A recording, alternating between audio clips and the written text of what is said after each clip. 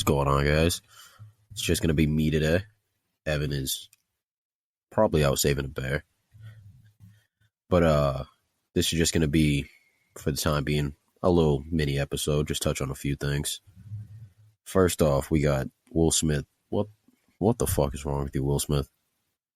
A lot of people who know me know he's personally one of my favorite actors of all time. Probably the only reason why I really wanted to get into filmmaking when I wanted to go to college, and obviously I'm not in college, so that didn't get me nowhere. But for those who don't know, 2 nights ago, I believe, from time of this recording, was the Oscars, which nobody really cares about anymore because nobody cares about traditional media. And Chris Rock, who wasn't even the host, he was just a presenter, was, you know how the presenters are. They make jokes, everybody laughs, everybody goes home and wants to shoot themselves anyway. But I digress. Makes a joke. Next thing you know, Will Smith goes, "Oh, okay. Well, I have to preface. He makes a joke about Will Smith's wife, about she looks like G.I. Jane because of the bald head. And Will Smith goes up and smacks the shit out of him. And Chris Rock proceeds to say, Will Smith just smacked the shit out of me. And that's the only way I could really describe it. But my take on it is, there is no reason to smack him on live TV. But if I'm Chris, you look like a bitch right now. If we're being real honest. Because if that's me, I'm smacking the shit. I don't care if it's the Oscars. I know I'm Chris Rock. I know I can still get opportunities. Oh, I'm smacking the shit right back out of him. We gonna have to box right there on stage. They gonna have to cancel the Oscars. We gonna box that right there on stage. But I guess the reason, for some even more context, the reason why she didn't like the joke was because apparently she has alopecia. And to anybody who's giving her a pass for that, go fuck yourself. Stop listening. We got like 2 viewers. I don't care. Stop listening.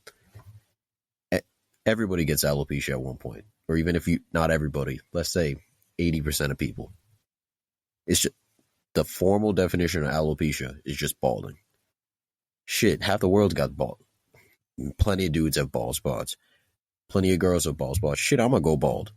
I wouldn't be shocked if I'm not going bald. But like, to use that as an excuse, being like, oh, I didn't like that joke. Bro, you being so pussy. And but Will Smith he just disrespected her woman. All he's doing is protecting her. Nah, dude. Nah. Not like that. You really want to say something, do it out in the parking lot. Only for this man to go win an Oscar 20 minutes later and then be crying out there, being like, oh, I'm so sorry. I'm so sorry to the Academy. I'm so sorry to the Williams family. Like, no. Nah, Will. We not fucking with that. We not fucking with that. On the highest of stages, you're gonna do this. You do this in public, fine, but you're gonna do this at the Oscars, bro. I don't know what the fuck Will Smith was thinking. So somebody gonna have to educate me and tell me why they think, if they think this was right, you're gonna have to educate me, because I think you sound stupid. Maybe that's just my stupid brain, but Will Smith looking real stupid right now, and then you're gonna have the balls to cry afterwards. Hey, that's why he won Best Male Actor of the Year. Trying to make that shit look believable. And a lot of people fell for it. But nah, we not fucking with that. We not fucking with that. Nah, we not fucking with that over here. Secondly, we have Patriot sports media, let's say. Not too much, obviously, because Bill Belichick wants to have his hands in his pockets. I will say we did sign Jabril Peppers today, as of time of recording, which is March 29th. And my thoughts on it is, I love Jabril Peppers. I love him to death. Do I think he still has much in the tank? I couldn't tell you. I was a big fan of him coming out of the Wolverines, Michigan, for anyone who doesn't know. Huge fan.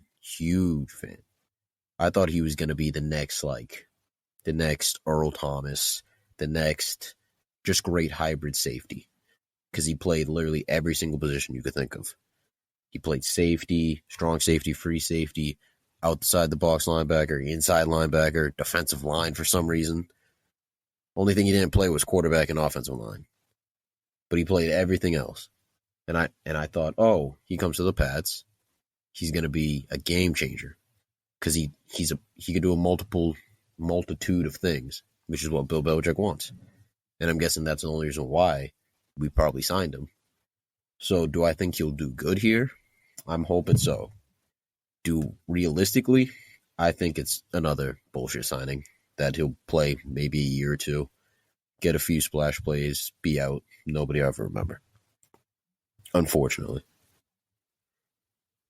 And of course, I would say, oh, we have more great news about the Pats. No, we haven't done dick. To answer your question, Frankie, no, we haven't done dick in free agency. Not a single fucking thing.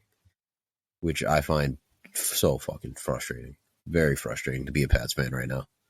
People are leaving and we're going, nah. Well, no, we do have free agency news. J.C. Jackson left. Not good news, bad news. J.C. Jackson left to go to the Chargers in that stacked division.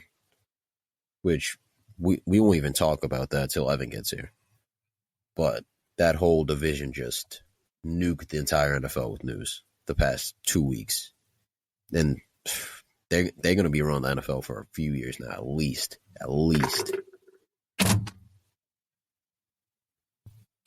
But what else do we got to talk about today? We went from last time me and Evan talked, which was about a week and a half from this time of recording. We were in 5th place, I believe. 5th or 4th place. We have somehow skyrocketed to 1st place with 47 wins. And of course, we lost last night. But we are still in 1st place with 47 wins, and I believe it's 19 losses.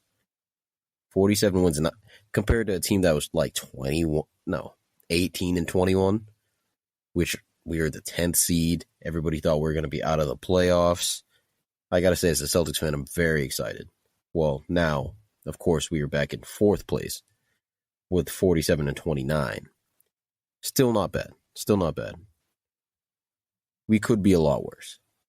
Right now, it's looking like we're probably going to play the Bulls. The Bulls have not beaten any good teams in either conference. Look like they can't beat a baby at this point. I don't know what's wrong with the Bulls, but we're not talking about the Bulls today. We're talking about our Celtics. And I got to say, so happy. Jason Tatum, the Munch of March, has been playing out of his fucking mind. 33 points, 53% shoot. 53% shooting. What else? I think he's 43% from the 3-point line. He's just been a monster. Dark horse MVP, probably won't win it. It'll definitely be a big man's year this year. My vote probably going to have to go to Embiid. Embiid has just been going out of his mind. Jokic has been playing really well, but Embiid's just been on a whole nother level. Giannis, of course, is playing really well, but his team has been kind of floundering the past month. They're still above us in the standings, but they haven't played up to their potential, I should say. The Heat are now in 1st place again. They've been having real rough turmoil. For anyone who doesn't know, they had a huge fight on the sideline with UD, which is Udonis Haslem, who's been on the Heat for literally like 20 years. He's been on the Heat basically since I've been alive. He's basically just their enforcer. Plays 19 minutes a year, gets his little money, basically just there for a coach. But Jimmy Butler, Spo, the coach, and UD all had a little squabble. And UD's ready to fight Jimmy, of course, because they're two hothead personalities. Jimmy Butler just seems everywhere he goes, he's just going to be a problem. And I'd love to say he's not the problem, because I didn't think he was the problem in the Timberwolves or when he was with Philly, because they were both kind of struggling franchises. But you go to the Heat, which has a very winning culture, has a very great coach, and this stuff starts happening, it kind of looks like it's Jimmy's fault. I don't think Kyle Lowry's been what they thought he was going to be, unfortunately for them. But they thought, oh, no, we're going to get this. It's going to work out so well. It's going to be great. And then he just seems kind of battered. He'll have his good nights, his off nights, per usual.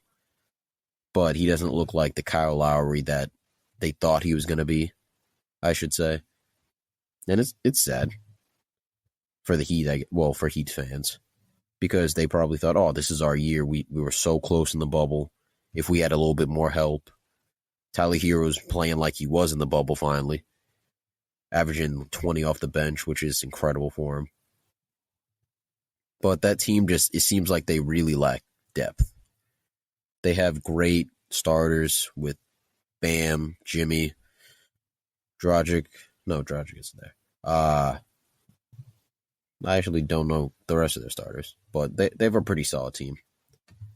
Yeah, they have a pretty solid team, but they seem to just have been on a really weird losing streak recently, which I think they'll snap out of, but I don't think they'll win the championship. I think this year they probably thought was their best year, and it seemed to kind of been in the beginning, and then now they're kind of in a weird place where they're still on top, but they haven't looked as dominant. They'll probably end up coming back playing pretty good. Still probably get knocked out in the second round, though. Obviously, I hope our C's end up winning the chip. Do I think we will? No. I think it's going to end up being probably someone from the West. Jokic is looking really good, like I said. The only person I could really see dethroning them would be, from the East, of course, would be Embiid. Just a big man battle. But do I trust James Harden in the playoffs? Fuck no. Fuck no. I can't trust him at all. No. Jimmy Butler will probably be, James Harden will probably be the bane of their existence in the playoffs. He'll either be injured, he won't perform well. He just hasn't showed me anything in the playoffs that has showed me, oh, he's going to play well. But maybe it'll change this year. Maybe he'll finally have a co-star, which he'll accept it, finally take it for what it is. And he'll maybe play well. We also got LeBron's Lakers seem to be floundering. Not even they're completely dead at this point. Not even close. The Lakers are now officially, what is their record? It seems that they're basically out of the playoffs. The Lakers sit at the 10th spot, which is they're still playing for the play-in, but they're 31-43. Just absolutely abysmal. 29.5 games back from first place, which they have no chance of reaching. And the people above them are Pelicans, which destroyed them the past 2 times. And there's the reason why they're now in 10th place and about to be out of the playoffs. Clippers, who've looked abysmal this year without Kawhi, but still found a way to still be better than LeBron. And the T-Wolves. T-Wolves haven't been that bad. Ant is very good. Cat is finally playing like we thought he would play. It seems that Jimmy Butler, when he destroyed his confidence, he's finally getting it back, shooting the ball really well. But yeah, the Lakers, the Russ experiment seemed to have not worked. Or not even seemed, it hasn't worked and will not work.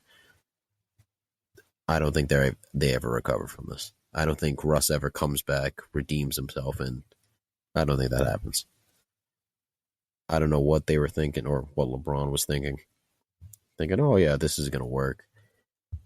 He deserves all this blame for it. As Skip Bayless would say, oh, this stains this resume. Oh, it definitely does. Yes, he probably will become the scoring champion in the first quarter of the season next year. And yeah, that's great for him. LeBron is probably one of the top 5 to 3 players of all time. Definitely one of the best scorers, even if you don't want to look at him as a scorer. Being able to get the scoring title, you have to be very good at scoring, obviously.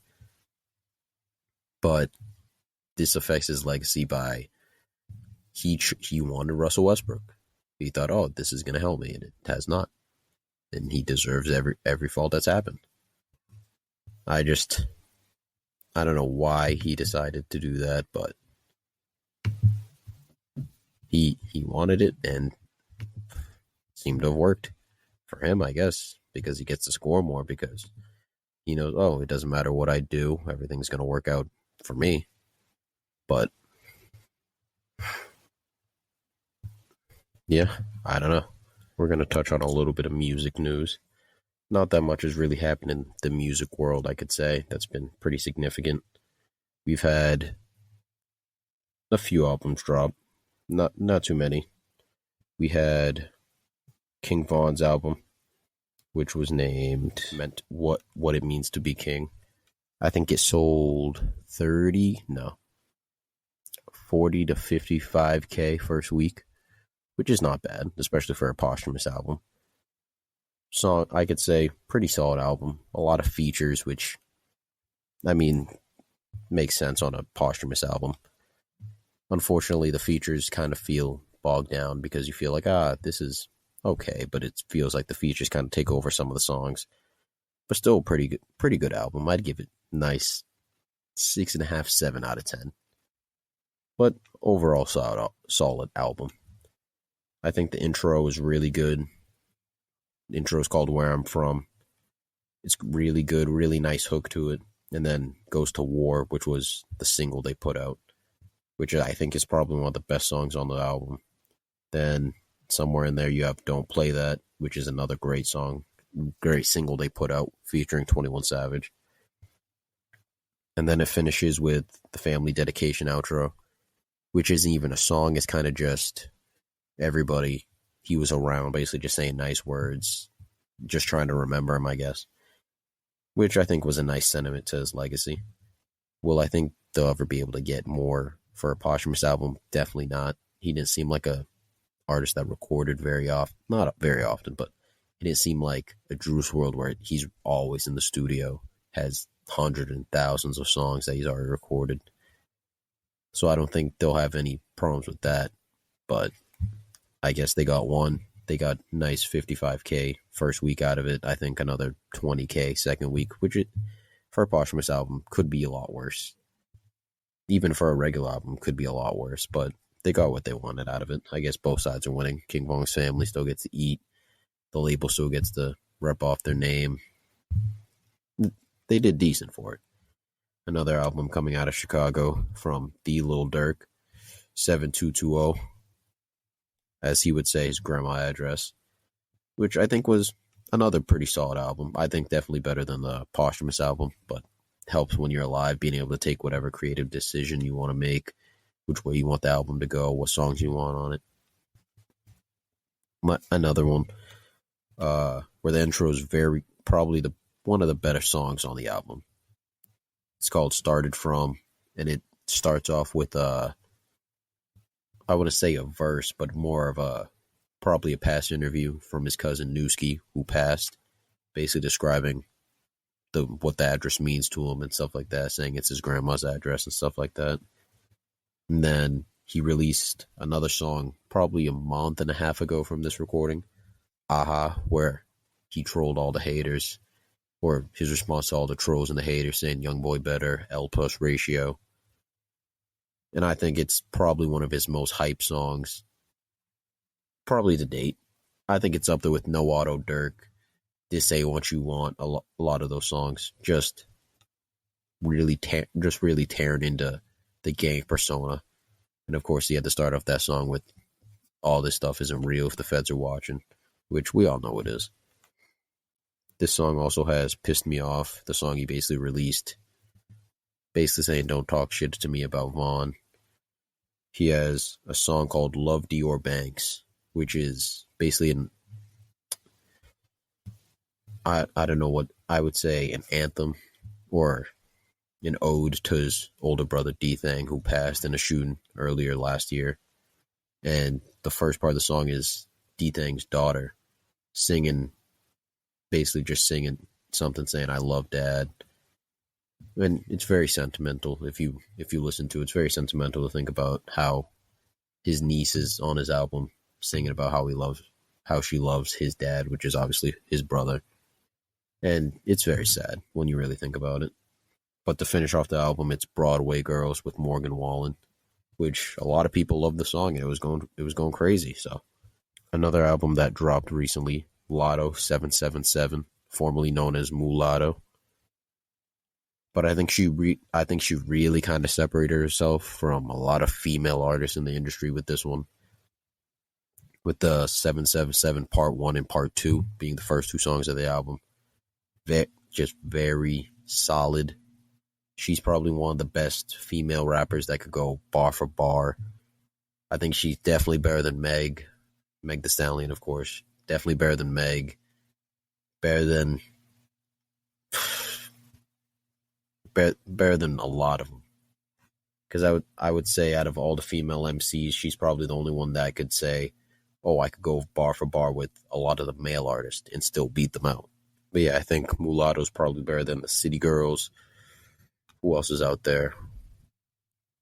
It's probably better than the City Girls. Doja Cat, which Doja Cat kind of does more than just rap. She does more melodic melodies kind of stuff. But I'd still think Mulatto really came correct on this album. Just very solid. I know it sounds like I'm really repeating myself, but as a dude, I could say I could still listen to this album, still rock it. She got a lot of good features on there. Lil Durk, Lil Wayne, 21 Savage, Kodak, but she's got a really nice one on the same one with Lil Wayne, Childish Gambino, which I never would have expected. For all who don't know, Childish Gambino is the famous rapper to sing 3005, which is, I think, one of our childhood anthems. I think everybody loves that song. I think you play that song in a club, everybody rocking to that song. It's not really a club song, but everybody just rocking with it. But there was some controversy with Latto because I guess she has a song on the album which basically the dude didn't want to clear the verse because she didn't want to let him hit. So he was trying to cause trouble, not really want to drop the verse, release the verse to her. She finally got the verse back, and she went on Big Boy's interview saying, yeah, I left it on there because it's just, she really liked this fuck with the song. And a lot of people are saying, out of all the people, they think it's Kodak, because Kodak was saying, oh, I gotta bust on my artists before I work with them, which I think is a weird fucking rule. But there's only a handful of artists that are on there for features. It's only Kodak, Nardowick, Lil Durk, Lil Wayne, Childish Gambino, and 21. So I guess a lot of people are just really thinking it's Kodak, which is, if it's Kodak, that's still fucked up. But I guess that's how he wants to do business. I think that's really gonna fuck him over with women, probably. But he's still so famous. Women are still probably gonna be like, oh, I want to work with him, so yeah, it's gonna get my name out there. And I think they kind of fucked up with Latto because this puts a stain on not her career, but it puts a stain on her release. Because now everybody's thinking about that, not really giving a fuck about the music, just want to see, oh, who's on the album. Trying to figure out who it is, trying to be like, oh, it's Kodak, oh, it's Durk, oh, it's Nardowick, oh, it's Lil Wayne, oh, it's 21. Just bullshit like that. You know how it is. I would say this is going to be a nice little segment I have on whatever mini talks we have. I'd say some new music I've been listening to. Ron Suno coming out of New York. Ross Swish. A lot of New York drill. Another person I've been really rocking with is Duke Deuce. He's coming out of, I think, Atlanta. I just know he makes a lot of music with Fujiano, which I know is coming out of Atlanta. He signed to Gucci Mane's 1017 label. He is currently locked up, as well as Pooh Shiesty, of course, of 1017. Gucci Mane, man, you need to get your artists on lock. Seems like all of his artists are being locked up. Coach the Ghost from New York, which is also on that whole collective, is locked up probably for life on a murder charge, so he ain't ever getting out. Seems just whoever Gucci signs just goes to prison, which they've been saying for years. So, and to finish this off, we'll finish off with a little bit more NFL news. It's a little bit older news, but I don't think we've talked about it on the podcast. We have Tyreek Hill going all the way to Miami, which makes sense because Kansas City simply can't pay for him. He wants his money. And I guess it was between them and the Jets, and you could even see Tyreek was like, the Jets? Who? The Jet? Nah, I was going with Miami, whichever way it was. He just won the money, which makes sense. Why would you want to go to the Jets, which is a very floundering franchise of Zach Wilson at quarterback? Do we think Zach Wilson's going to be that great coming out of BYU? No, not really. They have Joe Flacco as a backup, and he seems to be developing him. Joe Flacco was elite for maybe a season, and even then it was his defense. I don't think Joe Flacco was ever really that good. So what will it do for Zach Wilson? Maybe he'll do wonders. Maybe he'll do nothing. Well, I guess we'll wait and see. But, yeah, we have that. We have, of course, the Dallas Cowboys. My Dallas Cowboys floundering, letting everybody go. thinking we're better. And of course, delusional Cowboys fans will always think we're going to the Super Bowl next year. I'll tell you this right now. We are not going to the Super Bowl. We are not. We'll be lucky to make it out of the NFC East. And that's a shitty division. So if we can't make out of that, we don't deserve to be anywhere close. But the NFC got a lot in their hands this year. AFC got a lot of quarterback talent. Especially just in the AFC West with Pat Mahomes. Now Russell Wilson coming out of the Broncos. You have Justin Herbert, a young gun coming out of the Chargers. And then you got Derek Carr, which a lot of people are like, oh, you got Derek Carr. He's the missing link. He's still a very good quarterback. He's just not I'd say he's an elite quarterback, but he's still out of the top 15. And of course, he's not one of those guys. Those guys are, one of them is on pace to be one of the greatest ever. One of them is a for sure Hall of Famer. And one of them is a pretty good young gun they built a really good team around. So if he could win, he'll show everybody up. But Willie, that's the real question, because this is kind of the test.